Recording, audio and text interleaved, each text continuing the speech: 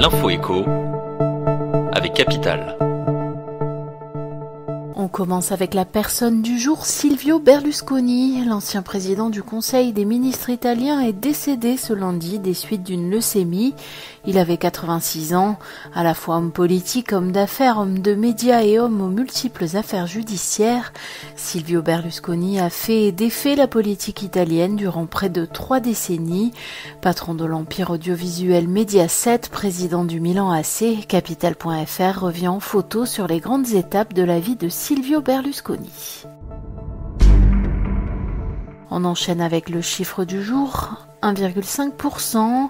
Les différentes organisations syndicales représentatives de la fonction publique ont rencontré Stanislas Guerini ce lundi. À l'ordre du jour, les salaires. Suite à cette réunion, le ministre de la Transformation et de la fonction publique a annoncé une batterie de mesures pour soutenir le pouvoir d'achat des agents. Côté rémunération, Stanislas Guerini a notamment annoncé une hausse de 1,5% de la valeur du point d'indice. Ce serait effectif au 1er juillet, une revalorisation nettement inférieure à celle espérée par les syndicats. On poursuit avec l'info pratique. Le 1er juillet, les tarifs réglementés du gaz disparaissent. Ils laisseront place à des offres dont les tarifs sont indexés sur les prix boursiers du gaz. Les 2,3 millions de Français encore abonnés à cette offre d'Engie basculeront automatiquement vers une nouvelle offre de transition nommée Passerelle.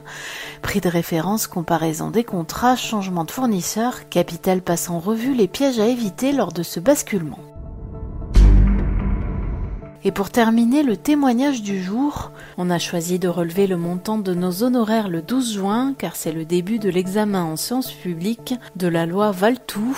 Médecin installé à Angers, Olivier Leroy facture désormais ses consultations 5 € de plus à ses patients, une façon ultime d'alerter sur l'état de santé de la médecine libérale. À l'instar de ce confrère, de plus en plus de médecins généralistes augmentent leurs tarifs de consultation à 30 € et au-delà. Il raconte pourquoi sur Capital.fr. C'était l'info écho avec Capital.